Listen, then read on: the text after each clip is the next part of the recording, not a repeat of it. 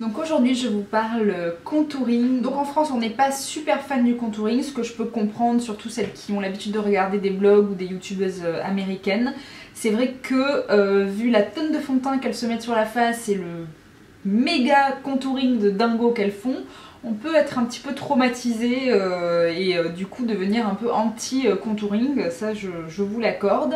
Moi je me sers du contouring avec parcimonie, donc vraiment juste pour réchauffer le teint et remodeler un petit peu. Je pense qu'il y a certains visages qui, pour qui c'est indispensable. Pour les teints clairs, c'est vrai aussi que le contouring va permettre de réchauffer le teint. Et c'est très important parce que là vous voyez j'ai juste le fond de teint, donc j'ai mis la BB Crème 1 qui est mon produit chouchou du moment pour le teint, que j'adore.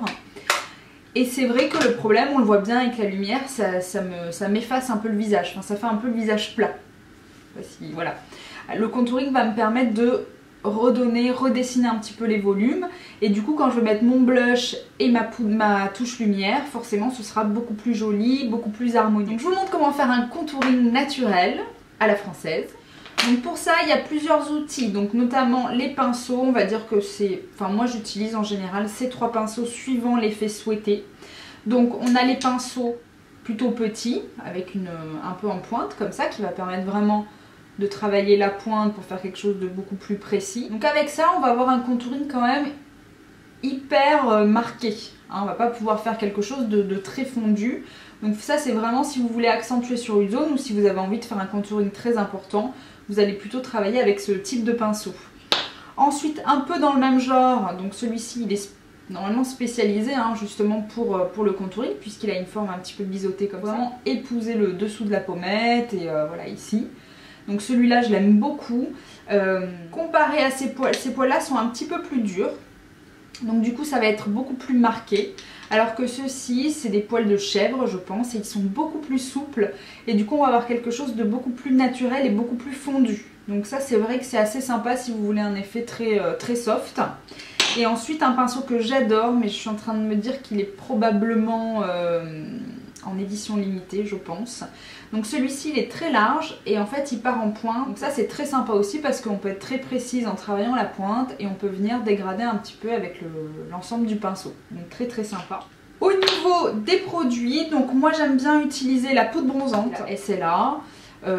J'aime bien celle de Studio 78 et celle de Alima Pure, celles qui sont pas brillantes. En fait, il faut choisir une poudre bronzante de préférence mate, éviter les brillantes, en tout cas en hiver. Après en été, on va s'en servir peut-être différemment pour faire ressortir le bronzage, donc c'est pas très important. Mais si vous voulez faire un contouring, il faut absolument que votre poudre soit mate. Il est hors de question de venir mettre du brillant ici, doré, ça n'a plus du tout aucun intérêt, puisque le contouring c'est fait pour creuser.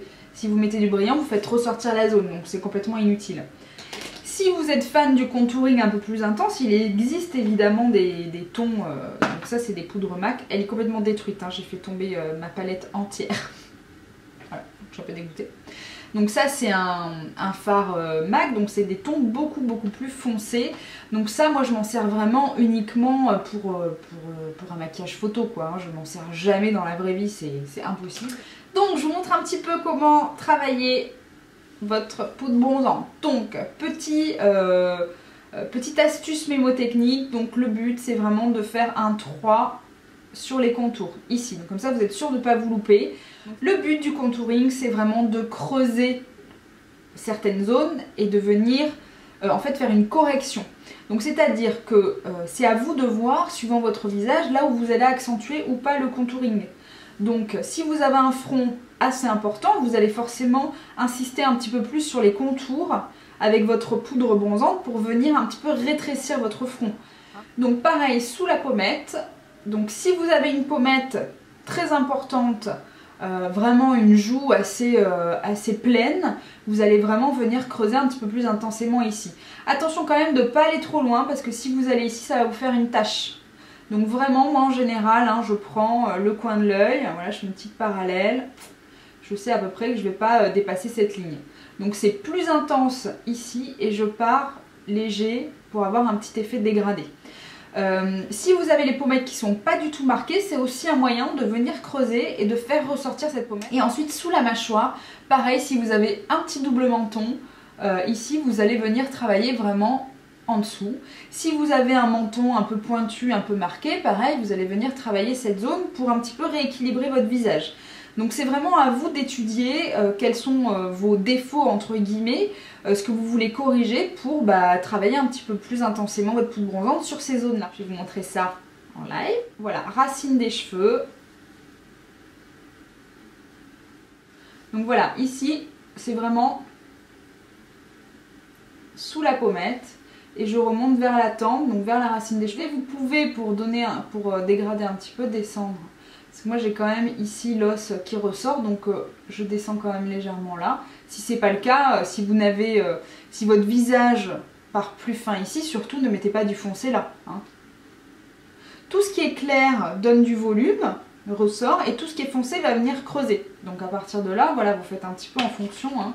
J'espère que ce petit focus vous aura été utile. Je vous dis à très bientôt.